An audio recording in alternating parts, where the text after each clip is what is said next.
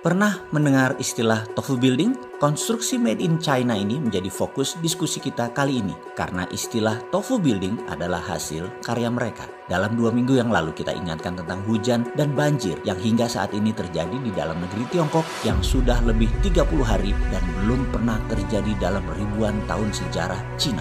Informasi seperti ini sebagian orang meragukan di awalnya tentang apakah hujan ini by design dari HARPS di Alaska, serangan awan yang memang terbaca membawa awan ke arah Cina daratan. Di tengahnya hujan ini ditarget. Mudah-mudahan hal yang anomali ini, yang tidak biasa ini, yang mana informasinya sebelum kejadian sudah dibisikkan ke publik, lalu kejadian, jangan dianggap kebetulan atau khayalan. Kalau zaman dulu pasti si Sontoloyo ini sudah dikatakan dukun weton, bener nggak? Mudah-mudahan sekarang mulai berpikir kayaknya masuk akal juga informasi si Bosman. Namun ada juga yang masih menyangkal karena memang nggak suka apapun informasi dari si Sontoloyo ini. Ya sudah, nggak apa-apa kalau nggak percaya. Akhirnya satu dam jebol juga di Tiongkok. Wuhan banjir pol.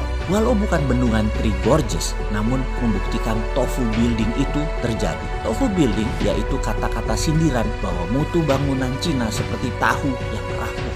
Sebentar, saya berharap yang di Indonesia bangunan infrastruktur yang dibangun yang terkadang studi lapangannya dipaksain agar cepat sehingga di jalan tol misalnya baru jadi aja sudah kebanjiran karena menyalahi banyak hukum alam. Ya, karena mungkin berbasis tofu building tersebut. Astagfirullah, maaf saat ini saya berprasangka buruk lagi. Maaf ya, maaf nyinyir dan sinikal kalimatnya. Ya sekali lagi demi mendapatkan perhatian si Sontoloyo mah nggak tahu malu. Salah ya bilang salah, geblek ya bilang geblek. Kembali ke tofu building. Hal ini jangan dipakai. Walaupun sudah kadung dipakai. Sekali lagi ngingetin, yang benar dari Tiongkok boleh ditiru. Jangan mengikuti maunya Tiongkok. Pasti mulai setuju ya sekarang. Jadi harus ke Amerika.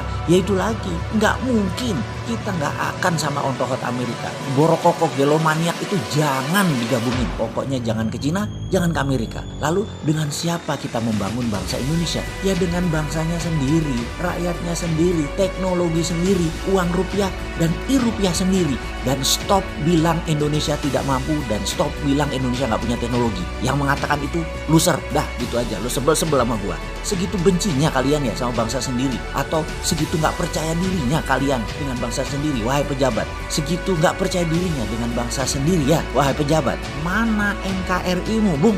Gemes gua, anjrit. Kapan sih berdaulatnya? Partai sudah dukung penuh, rakyat sudah dukung, ada COVID, ada deglobalisasi, ada trade war.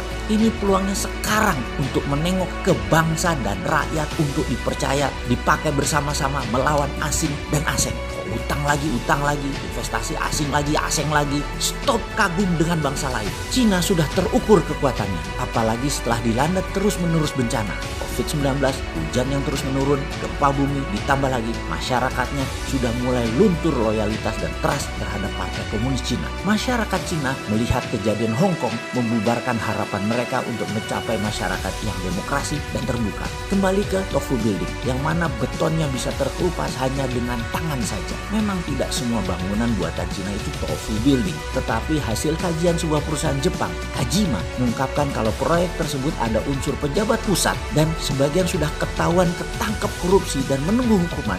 Banyak yang dibangun adalah tofu building. Sungguh banyak proyek di dalam Tiongkok terbukti, namun yang parah adalah yang di luar Tiongkok. Mutunya hampir lebih 90% tofu. Kita semua tahu proyek-proyek tersering adalah mekanisme Partai Komunis Cina untuk korupsi baik di tingkat pusat maupun daerah, dan yang lebih pasti yang di luar negeri peluang korupsinya besar. Dan kembali lagi kita ingatkan, terbanyak tofu building. Karena itu sebaiknya yang membangun mega proyek adalah swasta. Di Indonesia nih ya, di mana pemerintah hanya memanjaki saja, jangan aktif membangun. Pasti bisa menjadi sarana bermewah-mewah pimpinan proyek, laksananya politikus. Sulit jujur untuk tidak ngentit uang proyek, apalagi terstruktur masif dan bersama-sama. Terlihat seperti wayai mono, terlihat seperti nggak ada peluangnya, padahal luar biasa peluang untuk korupsi di proyek-proyek seperti itu. Jangan pernah bilang swasta nggak punya uang. Uang ya dari bank, pinjemi, modali, masa asing dibayari,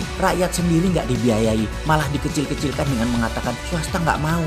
Jangan begitu dong bos, ayo berani terbitkan rupiah. Ditunggu loh bos membela rakyatnya.